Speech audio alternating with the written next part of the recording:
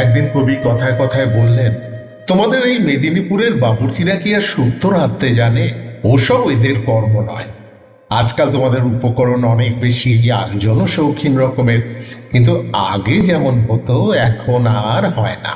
ওই তো সেদিন কচুর মুরকি করলো, কিন্তু আমাদের সময় যেমন হতো তেমন হলো কি? আমি বললুম, তার কারণ আপনার ভিতরে।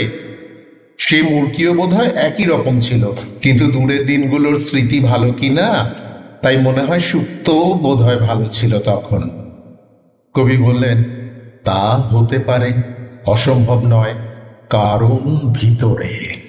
সেই যে তেতলার ছাদে নতুন বৌঠানের হাতে রান্না, সে মনে হতো যেন একেবারে অমৃত।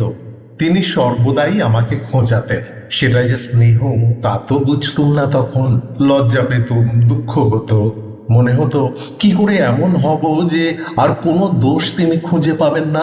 ধরো সবাই খেতে বসেছি, হঠাৎ তিনি বললেন, দেখো দেখো রবি কিরকম করে খায়, ঠিক ওনার মতো করে। কি যে লজ্জা পেতুম, অথচ সেটা যে কমপ্লিমেন্ট। ওনার মতো করে খাওয়া খুবই বড় কমপ্লিমেন্ট। তিনি বলতেন, রবি সবচেয়ে কালো, দেখতে একেবারেই ভালো নয়, গলাটাও যেন কিরকম, ও কোনোদিন গাইতেই পারবে না, ওর চেয়ে সত্য ঢের ভালো গায়। অথচ এই সবই ছলনা ছিল। মনে মনে বলতেন ঠিক তার উল্টো। ছোট বৌঠান তো কখনো স্বীকার করতেন না যে আমি লিখতে পারি বা কোনো কালে পারবো। বিহারীলাল ছিল তার আদর্শ। শুধু একটি মাত্র গুণ আমার স্বীকার করতেন, যে আমি ভালো সুপুরি কাটতে পারি। তিনি বলতেন, রবি কি চমৎকার সুপুরি কাটে। ওটা যে কাজ আদায়ের ফন্দি ছিল সেটা পরে বুঝেছি। আচ্ছা, আজকাল তোমাদের সুপুরি কাটা উঠে গেছে তাই না?